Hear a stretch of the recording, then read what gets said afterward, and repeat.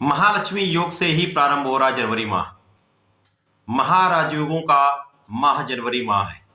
इस माह में बड़े परिवर्तन, बड़े योग, बड़ा लाभ देने वाले हैं, जो समस्त राशियों को विशेष रूप से लाभान्वित करने वाले, प्रभावित करने वाले, जीवन को एक नई दिशा देने वाले। जय श्री गणेश। नमस्कार, मैं आचार्य संजय द्विवेदी। मेरे समस्त प्रबुद्ध दर्शकों का मेरे चैनल पर हार्दिक स्वागत है। आज मैं कर्क राशि का जनवरी माह का मासिक राशिफल लेकर आपके सम्मुख उपस्थित हूं। जनवरी माह में जो ग्रहों की स्थितियां तथा जो ग्रहों के परिवर्तन हैं तथा जो राजयोग बन रहे हैं वो किस प्रकार का लाभ देने वाले हैं, कौन सा भाव प्रबल करने वाले हैं, कहां कितना लाभ ले पाएंगे, कहां पर समस्या आ सकती है, उसका क्या निराकरण है, संपूर्ण विश्लेषण मैं पूर्ण तर्क के साथ करने जा रहा हूं। प्रिय दर्शकों, ये राशिफल आपके चंद्र राशि पर आधारित है, अर्थात आपकी जन्म कुंडली में यदि 4 नंबर में चंद्रमा विराजमान है तो आपकी कर्क राशि। कर्क राशि चंद्रमा की राशि है जहां पर मन का विचलन निरंतर होता है। वर्तमान समय में शनिदेव की ढैया का प्रभाव है, जिसके कारण कहीं ना कहीं एक अवरोध की स्थिति, एक समस्याग्रस्त समय चल रहा है। उस समय में यदि माह का प्रारंभ भी एक विशेष अवस्था में हो जाए, एक विशेष योग में हो जाए, महालक्ष्मी योग में हो जाए, तो ये महाधन का योग, महालाभ का योग तथा महाभाग्य का योग बन जाता है। कर्क राशि के लिए यदि स्थितियों का अवलोकन करें तो यहां पर द्वितीय भाव में चंद्रमा होंगे, तृतीय में केतु होंगे, पंचम भाव में सूर्य तथा बुध का गोचर चल रहा है, अर्थात यहां पर पंचम भाव में महालक्ष्मी योग का निर्माण हो रहा है। आपके षष्ठम भाव में सूर्य तथा मंगल होंगे, आपके अष्टम भाव में शनिदेव होंगे, नवम भाव में राहु का गोचर होगा तथा दसम भाव में गुरुदेव बृहस्पति का गोचर चल रहा है। इस माह में पहला परिवर्तन बुध का, जो 7 जनवरी को अपना राशि परिवर्तन कर लेंगे, वक्री अवस्था से निकलकर धनु राशि में प्रवेश कर जाएंगे। 15 जनवरी को मकर संक्रांति होगी, जहां पर सूर्य का परिवर्तन आपके मकर राशि में हो जाएगा, अर्थात आपके सप्तम भाव में हो जाएगा। शुक्राचार्य 18 जनवरी को अपनी राशि का परिवर्तन करके षष्ठम भाव में प्रवेश कर जाएंगे। अब इस माह का प्रारंभ जब महालक्ष्मी योग से हो रहा, निश्चित रूप से इस धन का, इस महालाभ का योग तो निश्चित रूप से बन रहा है, क्योंकि पंचम भाव में ही ये योग प्रारंभ हो रहा है। तो पंचम भाव जो ज्ञान का है, शिक्षा का है, संतान का है, प्रेम का है, ये भाव अत्यंत प्रबल होगा। इस भाव से ही आप महालक्ष्मी योग का लाभ ले पाए, अर्थात इससे ही आप धन का लाभ ले पाए। तो शिक्षा ज्ञान में प्रबल लाभ मिलेगा, शिक्षा ज्ञान में सफलता मिलेगी, शिक्षा ज्ञान से संबंधित कार्य कर रहे हैं तो बड़ा लाभ मिलने वाला है। शिक्षा ज्ञान से संबंधित कोई व्यापार है तो बड़ा लाभ मिल सकता है। संतान से संपूर्ण लाभ मिलेगा, संतान से सुख की प्राप्ति अवश्य हो। प्रेम संबंधों में ये समय ठीक है। अब यहां पर जो बुध हैं वो द्वादश के भी स्वामी हैं, आपके पराक्रमेश भी हैं, तो निश्चित रूप से इस समय आपका परिश्रम अच्छा रहेगा। विदेश से एक अच्छा लाभ मिल सकता है, विदेशी व्यापार से आपको लाभ मिल सकता है। यह समय अच्छा है। इसी प्रकार से यदि यहाँ पर शुक्राचार्य किसे देखते हैं, शुक्राचार्य यहाँ पर आपके सुखों के स्वामी हैं, तो यहाँ पर आपके लाभ के स्वामी, तो बड़ा लाभ यहाँ पर मिलने वाला है। लाभ में वृद्धि का अवसर मिलेगा, धन का प्रबल लाभ आप लेंगे, क्योंकि यहाँ पर चंद्रमा की स्थिति अत्यंत श्रेष्ठ है, जो गज केसरी की स्थिति में, गज केसरी राजयोग में आपके द्वितीय भाव में संचरण कर रहे हैं।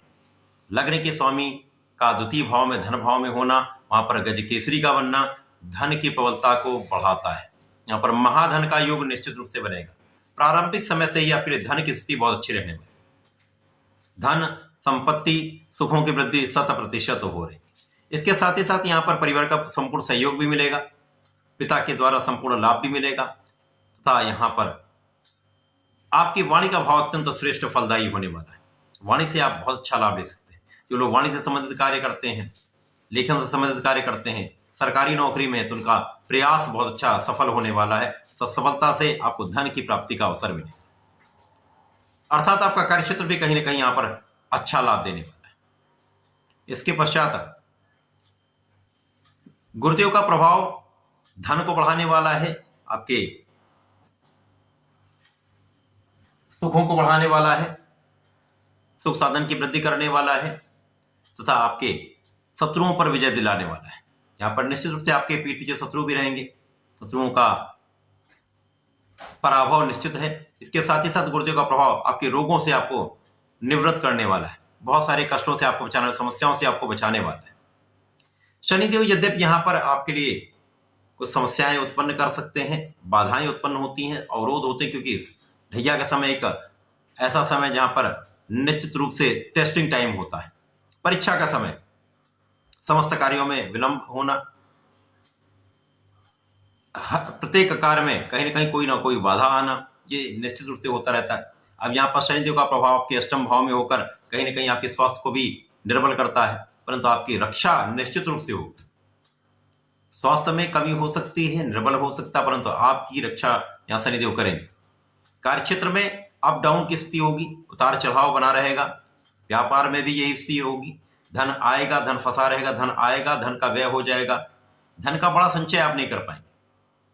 अपनी वाणी पर नियंत्रण रखना होगा। वाणी से आप लाभ ले सकते हैं, परंतु वाणी पर नियंत्रण भी अत्यंत आवश्यक। कभी कभी वाणी की कठोरता से बनते हुए काम बिगड़ जाते हैं, तो आपको अपनी वाणी संयमित रखनी होगी। इसी प्रकार से यहां पर पंचम भाव निश्चित रूप से आपका श्रेष्ठ प्रभाव देने वाला है। प्रारंभिक समय से इस पूरे माह में आपको पंचम भाव का लाभ मिलेगा।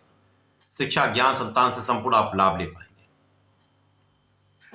राहु जो आपके भाग्य भाव में होकर आपके भाग्य को रोकने वाला है, क्योंकि कर्क राशि के लिए राहु अत्यंत कठिन समय दे देते हैं, यहां पर ग्रसित कर लेते हैं, तो यहां पर भाग्य को अवरुद्ध कर देंगे। तो जो भाग्य का साथ आपको मिलना चाहिए, जो भाग्य से आपको लाभ मिलना चाहिए, वो लाभ नहीं मिल पाता है। तो जहां जहां भाग्य का संपूर्ण साथ की आवश्यकता होगी, वहां संपूर्ण साथ नहीं मिलेगा, जिसके कारण बहुत सारे कार्यों में आप लेट हो जाएंगे, जिसके कारण संपूर्ण लाभ नहीं मिलता।